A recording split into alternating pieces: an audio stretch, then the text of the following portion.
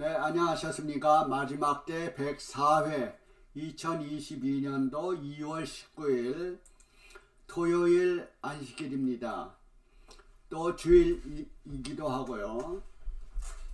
전염병으로 인하여 코로나로 인하여 전 세계가 요동치고 아직도 우리를 자연스럽게 하지 못하고 있습니다.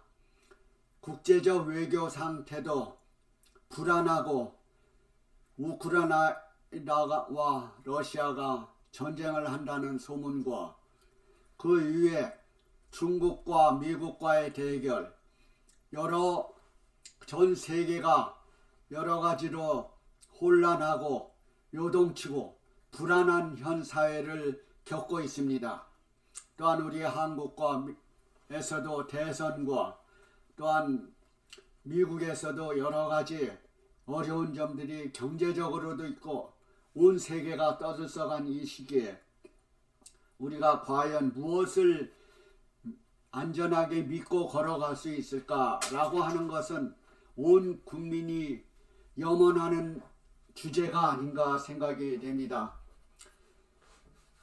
제가 지난주에 이어서 성경 예언에 대해서 집중 연구를 시작을 하였습니다. 이것이 한 3개월 동안 제가 다니엘서에 관한 세상에 관한 예언의 역사를 계속 말하고 있습니다. 현 시대의 종교적인 지도자도 중요한 위치에 서 있는 현실이라고 생각이 됩니다. 정치적인 이화 속에 우리 종교 지도자들이 흔들리고 있습니다. 거짓 종교자가 있고 또한 지도자가 정직하지 못한 일은 바로 정치인들이 정직하지 못한 일과 종교 지도자가 정직하지 못한 일은 같은 내용인 것입니다. 그래서 우리가 지도자나 평신도나 온 국민들이 정직한 마음의 마지막 때를 맞이하여 될 줄로 믿습니다. 제가 이제 오늘의 그 제목은 제가 세계 역사에 관한 예언이라는 제목으로 말씀을 드리려고 합니다. 이 말씀이 있기 전에 잠깐 우리가 찬양하는 시간을 갖게 되겠습니다. 찬양의 제목은 생명의 양식. 특별히 오늘은 이 바이올린의 김혜솔 선생님 교수님과 그 다음에 피아노 김은신 교수님이 함과 또한 찬양의 엘렌 집사님이 세 분이 한 팀으로 이루어서 우리에게 이 찬양의 을 들은 다음에 제 말씀을 이어가도록 하겠습니다.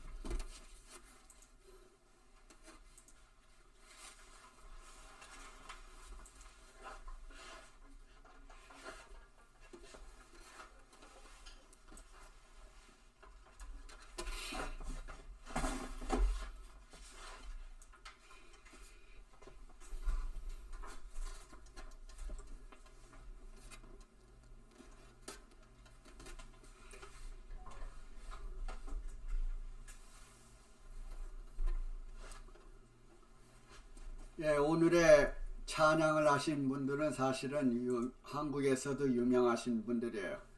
제가 이 시간에 이 패밀리 추어치 마지막 때 이 순서에 이렇게 찬양으로서 예배를 드리게 된 것을 또 기쁨으로 생각을 합니다. 우리가 찬양과 말씀과 기도와 모든 것들이 사실은 예배의 한 부분입니다. 이 말씀을 전하는 사람이나 이 찬양을 드리는 이분들이나 똑같은 은사를 받고 하나님께 영광 드리는 장면은 바람직한 일이라고 생각이 됩니다. 특별히 오늘은 세상 역사에 관한 예언 두 번째 시간을 맞이했습니다. 오늘은 다니엘서의 1장과 2장으로 시작되었기 때문에 아주 의미가 있다고 생각이 됩니다. 우선 이 배경을 잠깐 보면은요, 이 다니엘이 계시를 통해서 보았지만 역사적인 배경은 이 다니엘이 18살에 유다 나라, 이스라엘의 두 나라가 있었는데요. 두 쪽이 나눠져 있었죠. 북방 이스라엘과 남방 유다. 솔로몬 왕 시대 이후에 그 아들이 르호보암이 남방 유다의 왕이 되었고, 또한 북방 이스라엘의 여로보암이 왕이 되어서 두 나라로 갈라졌죠. 물론 그 전에는 사울 왕이 첫째 왕이고 둘째가 다윗이고 셋째가 이제 솔로몬 왕인데 솔로몬 왕 때 그렇게 두 나라로 분리가 되었던 것입니다. 그래서 첫 번째 나라의 그 북방 이스라엘은 AD 722년에 이미 망했고 그 다음에 남방 유다에 이 586년에 망했는데 그 전에 바벨론으로 에게 망하게 되었죠. 남방 유다가. 물론 북방 이스라엘은 아수리아 나라에 이미 망했었죠. 그래서 남방 유다에 그 다니엘이 남방 유다 여기에 다니엘서 1장 1절에 보면은 여호야김이라고 나옵니다. 유다 왕 여호야김 위에 이제 3년에 여기에서 이제 남방 유다가 망하게 되어서 다니엘이 18살의 소년으로서 18살 된 소년과 함께 세 친구가 있었어요. 그래서 사실은 이 역사를 쭉 거기에서부터 보면은 이제 다니엘서 1장 1절부터 보면은 이 다니엘에 관한 얘기가 많이 나옵니다. 그래서 제가 여러분들이 가장 좋은 예언 연구는 여러분 자신이 성경을 같이 읽어보는 경우입니다. 성경 여기 잠깐 소개하신 분도 같이 읽어보시면 좋겠습니다. 다니엘서 1장부터 쭉 제가 설명을 하려고 합니다. 여기에 보면은 여호야김 3년 얘기가 나옵니다. 1장 1절이죠. 유다왕 여호야김. 거기에는 이제 여호야김은 사실은 요시야 왕의 두 번째 아들이에요. 그 다음에 이제 여호야김이 이제 망하게 되어서 바벨론이 그 유다에 있는 모든 귀족들과 왕족을 먼저 포로로 잡아오게 되었어요. 그때 바로 이 다니엘이 포함이 되어 있었습니다. 다니엘은 바로 왕의 후손입니다. 그래서 귀족 가운데 속하기 때문에 BC 606년부터 605년 사이에 포로로 잡혀오게 되었어요. 근데 그 세 친구가 이제 나옵니다. 거기에 보면은 1장 6절에 보면은 그들 중에 유다 자손 곧 다니엘과 하나냐 미사엘 아사랴 그 다니엘의 그 세 친구 이름이 나오죠.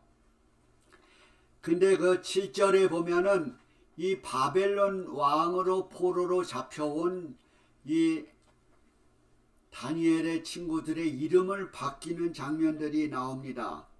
그 환관장이 그의 이름들을 고쳐서 다니엘을 벨드사살이라고 하고 하나냐를 사드락이라고 하고 미사엘을 메색이라고 하고 아사랴를 아벤느고라고 이름을 바꾸었어요. 이것은 바로 바벨론 왕의 신들의 이름으로 바꾸었던 것입니다. 사실 다니엘의 본뜻은 하나님은 나의 재판관이라는 다니엘의 뜻이 있었는데 그 바벨론 나라의 이름은 벨드사살. 벨드사살은 바로 바벨론 왕 신의 벨에 그의 생명을 보호할 것.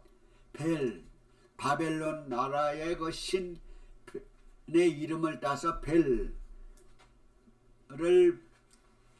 이름으로 바꾸었던 것입니다. 그리고 그들은 3년 동안 갈대아 학문을 연구하게 되었고 갈대아 방언들을 연구하게 되었어요. 말하자면 갈대아 학문은 그 당시에 그 바벨론에서 아주 고위급 아주 유명한 그런 학문을 탐구하는 곳이죠. 그래서 거기에서 그런 언어들을 3년 동안 배우게 되었습니다. 그런데 요거는 중요한 게 다니엘이 여기에 나오는 말처럼 1장 8절에 다니엘이 가장 큰 목표를 두었던 것은 뜻을 정하여 왕의 진미와 그의 마시는 포도주로 자기를 더럽히지 아니하리라 하고 자기를 더럽히지 않게 하기를 환관장에게 요청하였던 것입니다. 이 다니엘이 특별히 뜻을 정해서 용기 있게 자기 환관장에게 이런 요구를 한다는 것은 엄청난 지혜와 총명을 가졌던 것 같습니다. 이 포로된 사람들이 어떻게 다른 나라에 가서 그런 요구를 또 하게 될까요? 상상도 하지 못한 이 지혜와 총명이 있었던 것을 알 수가 있습니다. 이 뜻을 정한다라는 뜻이 무엇일까요? 자기의 목적이 있고 또한 자기 인생의 결정을 하고 또한 결심을 갖고 또한 어느 것을 선택하는 그런 마음의 자세가 있었던 것이죠. 바다의 배가 어디를 향하고 갔을 때 그 키, 운전대 역할을 하는 그 배 밑에 그 키의 역할이 얼마나 중요합니까? 어느 곳을 목적지를 향해서 가기에 그 키가 그런 중요한 역할을 하게 되는 것입니다. 또한 우리가 어느 인생에 있어서 어느 출세길을 위해서 어느 학교를 선택한다든지 어느 목표를 선택하는 것은 아주 중요한 일이라고 생각이 됩니다. 이것은 비록 포로뿐만 아니라 우리가 어떤 직책에 상관없이 우리가 잘 살든 못 살든 배우든 안 배우든 우리가 목적을 향한다는 것은 중요한 역할이라고 생각이 됩니다. 특별히 우리 종교인들은 이 육신적인 질병보다도 영적으로 하나님께 가기 위한 특별한 뜻을 정하여야 하는 것은 더욱더 중요한 일이라고 생각이 됩니다. 여기에 계속 1장의 8절 이후에 이제 내용이 나오는데 이 다니엘은 뜻을 정함에 있어서 음식을 자기의 먹는 음식 식생활이 얼마나 중요합니까? 예, 다니엘이 자기가 17년 동안 계속 그 음식을 먹어왔던 그 식생활 그것을 먼저 요구를 했던 것입니다. 채소와 또한 이런 물과 채소와 이런 것을 자기는 하기 때문에 그 먹을 것을 그런 걸 요청을 했던 것이죠. 그러나 그 왕의 입장에서는 사실은 이나 황관장 입장에 있어서는 이 고기류와 기름진 것을 많이 먹어서 다니엘이 윤택한 얼굴을 왕에게 나타나 보이기를 하는 의미에서 이런 것을 황관장은 요구를 했지만 다니엘은 먼저 자기 먹을 것을 채식을 달라.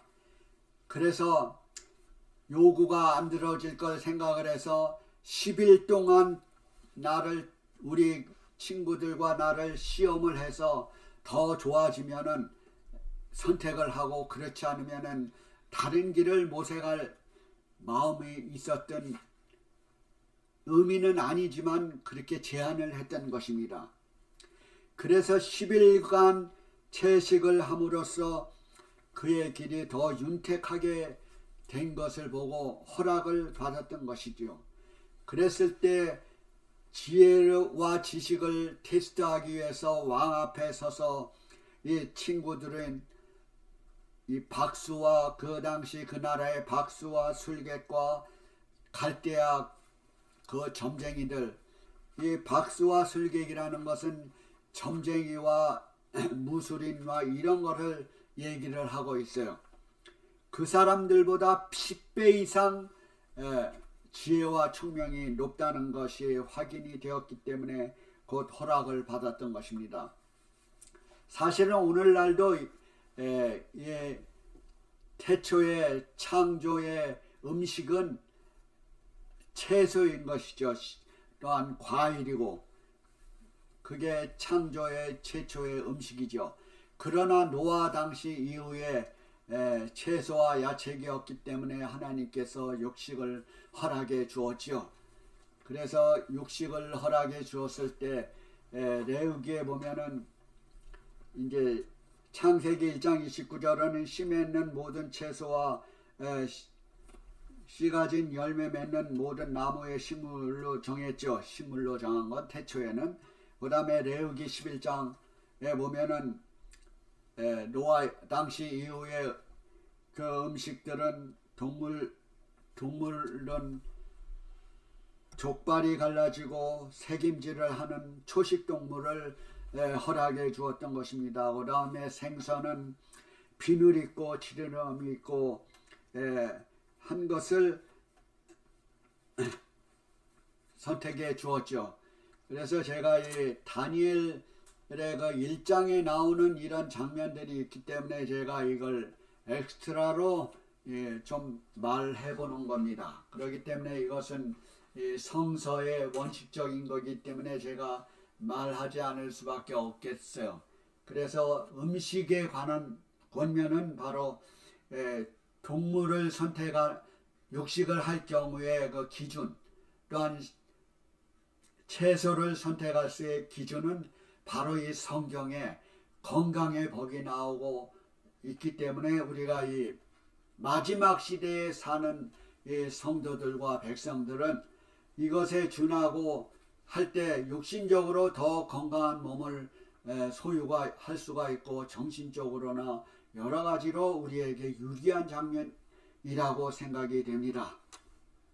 또한 포도주를 또 먹지 않았어요.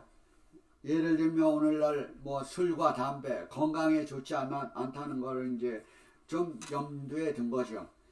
성경에서 명령과 권면이 있는데 이 명령은 꼭 우리가 순종을 해야 되는 것이고 명령과 권면은 우리가 안 하면 손해를 본다는 얘기죠. 그래서 가능하면은 명령과 권면을 우리가 이행을 할 때 바람직한 우리 인간 사회도 살 수가 있고 하나님께도 더욱 충실된 삶을 살 수 있으라고 생각이 됩니다. 그 다음에 우리가 2장에 이제 본론으로 들어가면은 2장 1절에 부터 이제 본론적인 예언 문제로 들어가고 있어요. 왜 이것을 2장 1절에 보면은 느부갓네살 왕이 마음에 번민이 있었다고 그랬어요. 2장 1절에 보면은 꿈을 꾸고 그로 인하여 마음이 번민하여 잠을 이루지 못하는지라. 또 이런 말이 반복해서 3절에도 마음의 번민이 이루었다고 그랬어요. 내가 꿈을 꾸고 그 꿈을 알고자 하여 마음의 번민이 왔다.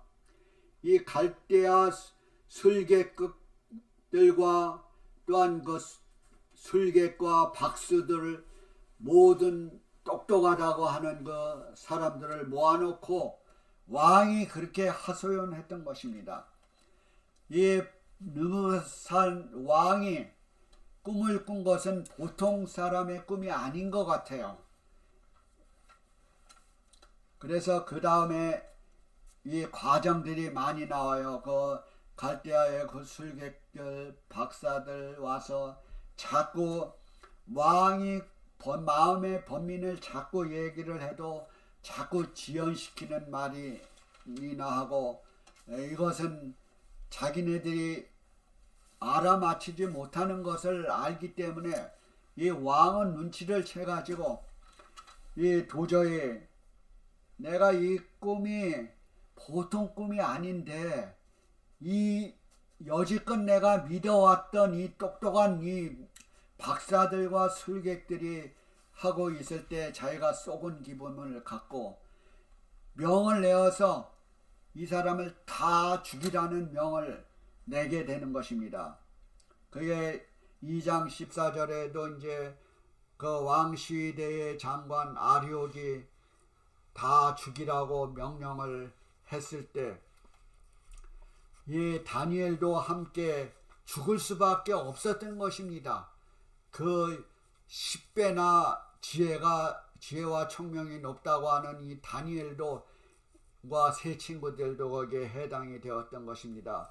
그랬을 때 이 다니엘은 돌아와서 하나냐, 미사엘, 아사랴 이 세 친구들과 함께 말을 고하고 소식을 전하고 우리가 함께 기도하기를 요청했던 것입니다. 2장 18절에 함께 기도하는 장면이 나옵니다.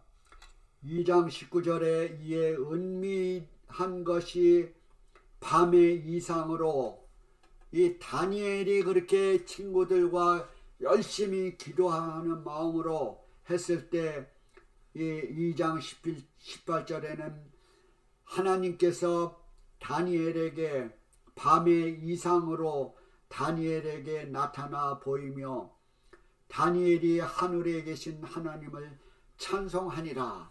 다니엘이 그 광경을 알게 되고 이해하게 됐을 때 찬송하는 마음이 나옵니다. 그게 2장 23절 이 성경에는 이 반복되어서 얘기하는 말이 많이 나와요. 그래서 꼭 한 번에 제시하지 않고 두 번, 세 번, 네 번까지 반복을 하기 때문에 어떤 전문가가 아니어도 우리는 이 성경을 이해할 수가 있어요. 우리가 지식이 없는 분도 다 이해할 수가 있어요. 이 성경은 우리에게 아주 쉽게 누구나 이해할 수 있는 게 이 성경입니다. 왜냐하면 이것은 하나님의 자녀로서 하늘을 이해하고 구원받아야 할 모든 백성이기 때문에 그렇게 쉽게 되어 있어요. 그러나 오늘날 이 학문을, 이 신학을 누가 어렵게 만들어 놓았는가? 바로 바벨론 왕의 갈대아 술사와 점쟁이들과 이런 사람들처럼 오늘날 지식이 있다고 하는 사람들이 신학이라고 하는 문제로 어렵게 만들어내어서 많은 백성들을 이 말씀에 가까이 하지 못하게 하고 있어요. 그게 현실입니다. 이것은 다니엘서와 계시록은 어려운 것이다. 물론 이것은 잘못 해석하고 하면은 재앙을 받고 더하거나 빼지 말라고 하는 위험한 경고도 있습니다. 그러나 이것을 올바로 연구할 때는 복이 되고 생명이 되는 것입니다. 그래서 성경에는 반복적으로 얘기를 해놨기 때문에 이것을 자주 읽으면 이해할 수가 됐어요. 그래서 거기에 또 반복적인 말이 또 나옵니다. 2장 23절에 이 다니엘이 또 반복하는 말은 주께 내게 이것을 이를 알게 하셨사오니 주께 감사하고 주를 찬양하나이다. 주께서 왕의 그 일을 내게 보이셨나이다. 이 다니엘이 또 이렇게 감사의 말을 했습니다. 그 다음에 2장 28절에 보면은 2장 28절 오직 은밀한 것을 나타내실 자는 하늘에 계신 하나님이시라. 그가 느부갓네살 왕에게 후일에 될 일을 알게 하셨나이다. 후일에 될 일을 알게 하셨나이다. 장래 일을 알게 하셨나이다. 왕의 꿈 곧 왕의 진상에서 내 속으로 받은 이상은 이러하나이다. 벌써 해석이 나오죠. 그 다음에 우리가 그 다음에 설명을 어떤 전문가나 신학자나 박사한테 우리가 이 세상에 엉터리 박사, 정터리 점생이 그런 가짜 뉴스에 귀가 솔깃해서 넘어갈 일이 없어요. 올바로 성경을 읽으시면 이해할 수가 있는 일입니다. 그 다음에 31절에 보면은 왕이여 한 신상을 보셨나이다. 왕이여 한 신상을 보셨나이다. 얼마나 쉽습니까? 성경에. 세상 역사의 미래를 안다는 것은 인간으로서는 참으로 어려운 일이에요. 시간과 공간을 받기 때문에. 그러나 이 성경 말씀은 시간과 공간을 초월하기 때문에 이 말씀을 제시하신 그 말을 믿을 때는 우리가 미래를 알 수 있는 길입니다. 바로 이 장면은 2500년 전에 다니엘 선지자를 통해서 말을 해 놓은 것입니다. 그래서 우리는 지금 그 역사가 이루어진 것을 보기 때문에 더욱더 믿음을 갖게 되는 것입니다. 그 신상들이 나오는데요. 큰 신상이 나오는데 그림을 보면은 큰 신상의 성경 말씀에도 2장 31절에는 이렇게 설명이 되었어요. 머리는 정금이요 가슴과 팔은 은이요 배와 넓적 다리는 노시요 또한 배와 넓적 다리는 노시고 가슴과 팔은 은이요 또 종아리는 철이고 또 발은 철과 얼마는 또 진흙이다. 그렇게 표현이 되어 있어요. 성경에는. 그렇죠? 여기에 금머리 여신상을 보면은 금머리는 금이고 그 다음에 이제 팔과 양쪽 팔은 은이고 그 다음에 이제 노시고 그 다음에 두 종아리는 철이고 그 다음에 철과 진흙이 이제 발목을 얘기하고 있는 것입니다. 그래서 사실은 이 성경에는 이 다니엘서는 그 다음에 바벨론 이 장면들은 이 당시에 나타나 있지 않았어요. 이 장에는 요게 금은 머리고 은은 팔다리 요것만 2장에 나오고 사실 옆에 바벨론 이거는 이제 2장 7장과 8, 9장을 얘기할 때는 그 다음 장을 설명해 놓은 것입니다. 이게 같이. 그래서 오늘은 제가 금은 요것만 설명을 하고 그 다음에 역사와 연대는 요 다음에 제가 말씀을 드리려고 합니다. 그 다음 장으로 넘어가면은 이게 또 설명이 되어 있어요. 이게 2장 31절에는 그렇게 설명이 되어 있고 또 더 자세히 보면은 2장 36절에는 또 설명이 잘 되어 있어요. 아주 분명하게 또 반복되어서 얘기했어요. 제가 읽어보겠습니다. 반복되어서 있다는 걸 말씀드리기 위해서 2장 38절에 왕은 금머리요 또한 39절에 왕의 후에 왕과 못한 다른 나라가 일어날 것이요 그렇게 표현을 했습니다. 셋째는 롯 같은 나라가 일어나서 온 세계를 다스릴 것이며 또한 40절에 2장 40절에 넷째 나라는 강하기가 철 같으리니 철과 모든 물건을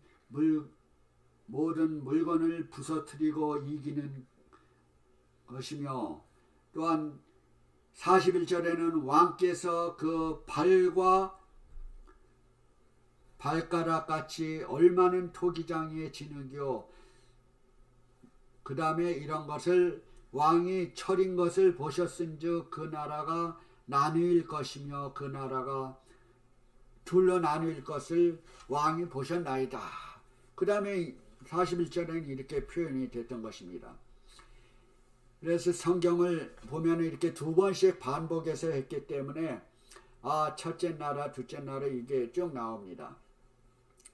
사실은 아까 금머리처럼 그림을 본 것처럼 첫째와 넷째 나라까지를 설명한 것은 이제 바벨론, 메데파사, 그 다음에 헬라, 그 다음에 이제 로마, 그 다음에 열나라 시대를 이제 그림을 통해서 보았죠.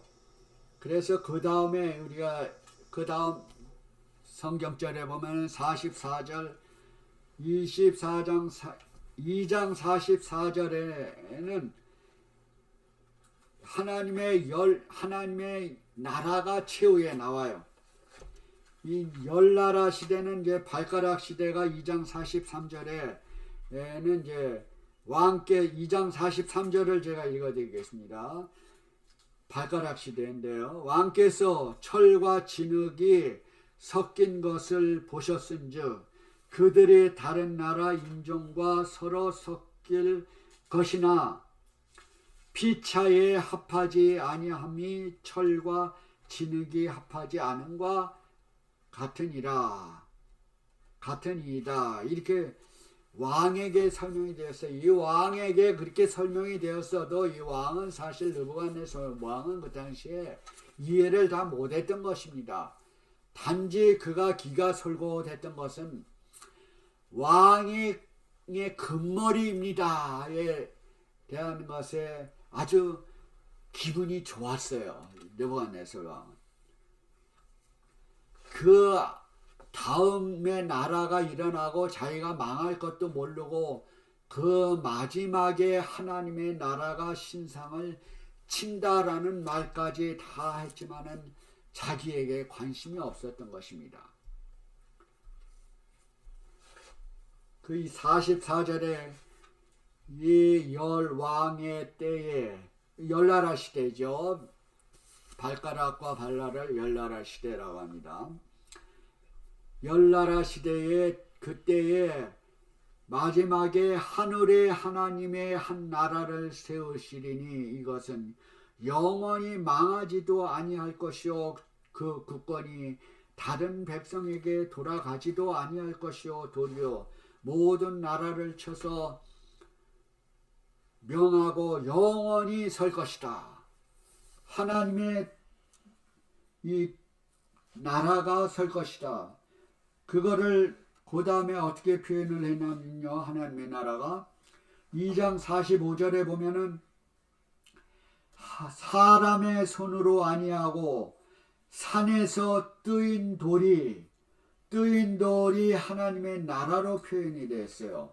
산에서 뜨인 돌이 철과 놋과 진흙과 은과 금과 부서뜨려 것을 보신 것은 크신 하나님의 장래일을 왕에게 알게 하신 것이라. 이 알게 하신 것이나 뜨인 돌이 이 신상을 트인 것은 하나님의 나라가 하나님의 장래일을 왕에게 알게 하신 것입니다. 바로 이 꿈이 참되고 이 해석이 확실하니이다. 이렇게 왕에게 그 신상에 대해서 두 번씩이나 이렇게 설명을 자세히 했어요.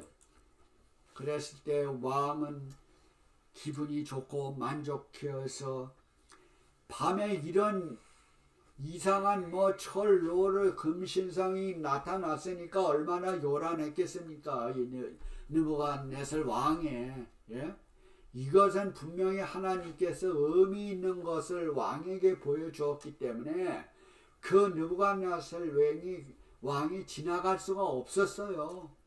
세상의 역사에 관한 얘기가 나오니까 그 해석할 길이 없잖아요.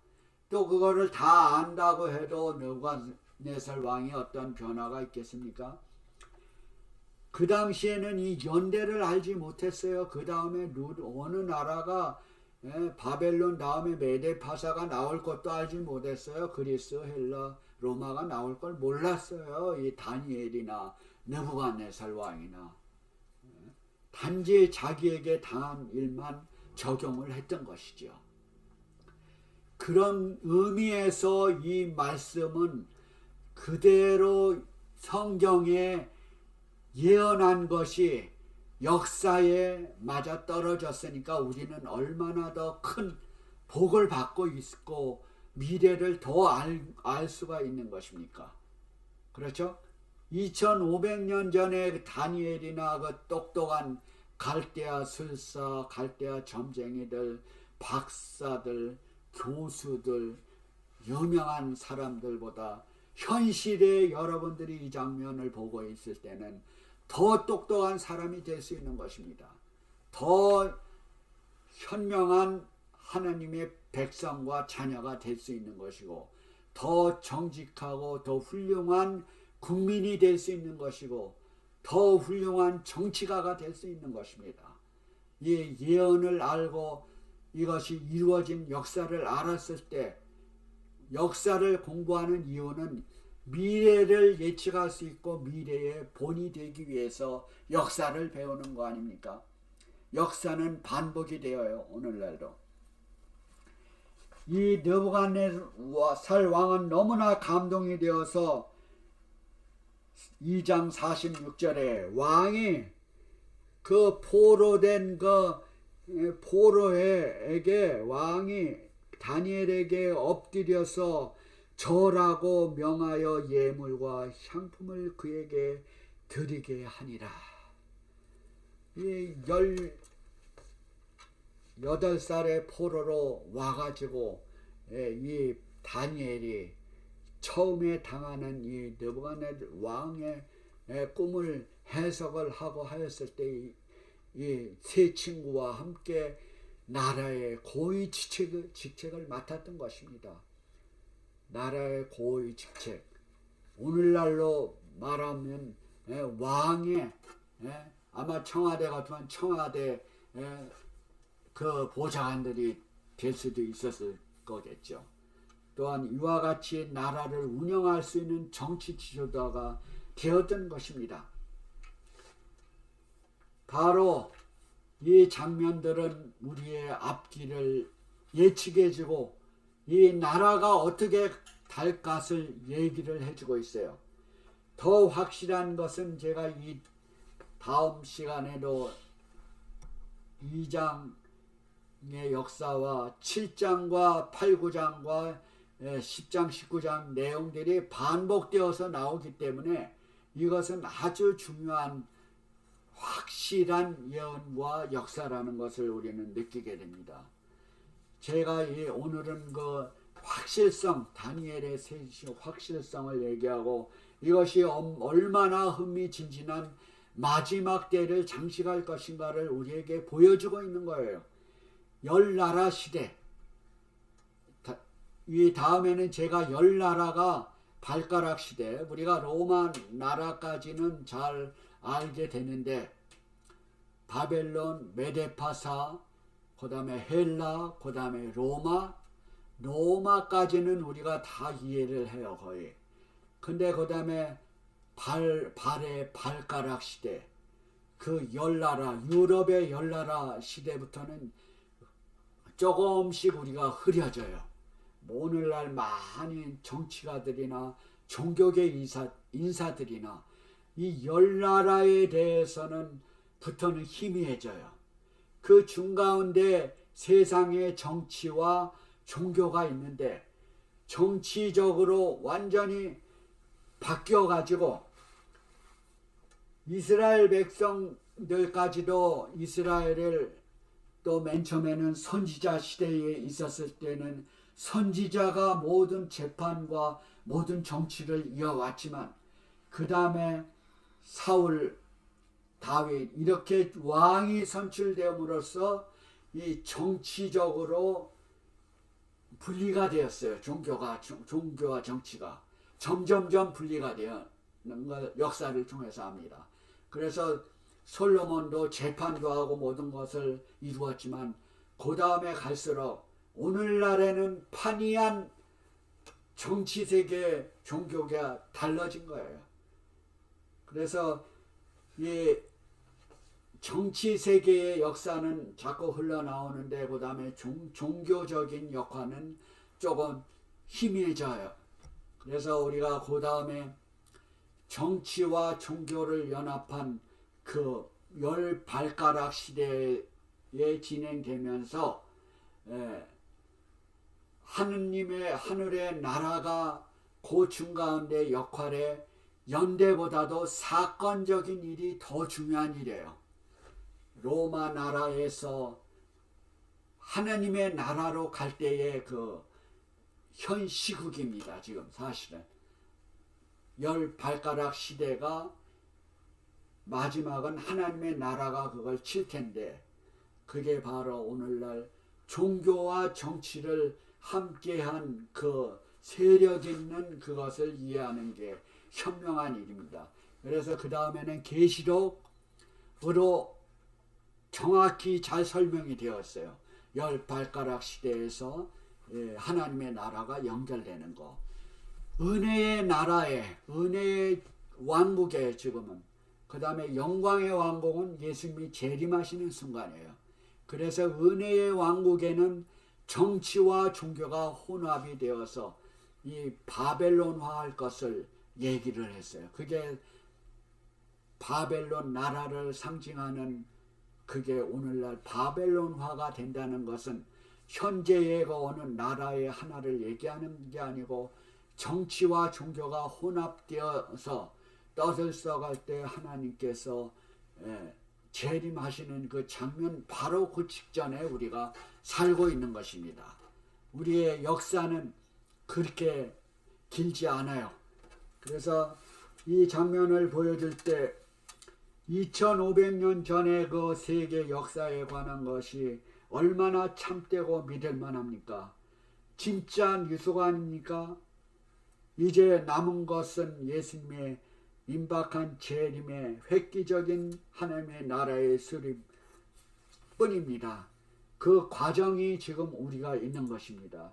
우리가 시대의 흐름을 우리가 알 때 우리는 더욱더 승리의 평안함을 갖고 살기 때문에 우리는 더 확신이 있고 우리의 죽음도 무섭지 않은 것입니다. 그래서 우리가 성경 말씀에 여러분들이 좀 더 접해 들어가실 때 더욱더 평안과 안정을 느끼리라고 생각이 됩니다. 다가오는 일주일 동안도 하나님의 사랑과 예수님의 은혜와 성령의 교통하심이 여러분과 여러분 가정에 함께 임하시기를 기도드립니다. 시청하여 주셔서 감사합니다.